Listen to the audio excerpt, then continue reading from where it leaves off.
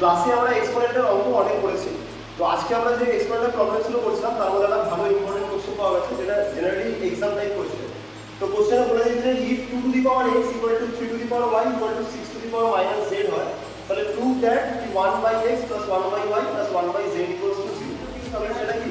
আমরা জানি যে x স্কয়ার ইকুয়াল টু ধরো 4 লেখা আছে এখানে, তাহলে x ইকুয়াল টু 4 এর লাইনে আমরা লিখে দিয়েছি রুট ওভার অফ 4। এই স্কয়ার রুটটার মানে কি হয়? স্কয়ার রুটটার মানে হয় হচ্ছে টু দি পাওয়ার হাফ।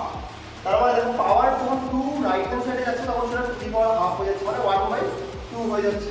এখানে আছে x কিউব ইকুয়ালস টু 8, তাহলে x equal to cube root of 8 litre. Cube root মানে কি? To the power 1/3। তার মানে এখানে পাওয়ার আছে 3, যখন সেটা রাইট হ্যান্ড সাইডে যাচ্ছে কি যাচ্ছে 1 বাই 3। তাহলে similarly 2 to the power x equal two যদি k হয়, তাহলে 2 এর ভ্যালু কত হয়? k to the power 1 by s। এইখানে যে পাওয়ারটা আছে সেটা যখন রাইট হ্যান্ড সাইডে যাবে কি হয়ে যাবে? তার রেসিপ্রোকাল হয়ে যাবে।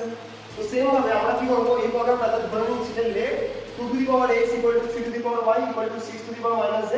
এটা যে কোনো একটা কনস্ট্যান্টের সাথে ইকুয়াল হবে, এন্ড অলসো তোমাকে মেনশন করতে হবে যে কনস্ট্যান্টটা নট ইকুয়ালস টু 0। কেন? বিকজ 2 এর পাওয়ার যাই হোক না কেন, 3 এর পাওয়ার যাই হোক না কেন, বা 6 এর পাওয়ার যাই হোক না কেন, আনসার কখনো কিন্তু 0 হতে পারে না।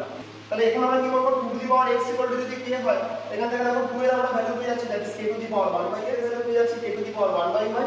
আবার 6 equal to k to the power minus 1 by z হয়ে যাবে। 2 ইনটু 3 ইকুয়াল টু 6, তাহলে 2 এর জায়গায় k to the power 1 by s, 3 এর জায়গায় k to the power 1 by y, আর 6 এর জায়গায় k to the power minus 1 by z। Power 1 by s plus 1 by y equal to কি হয়ে যাচ্ছে? k to the power minus 1 by z।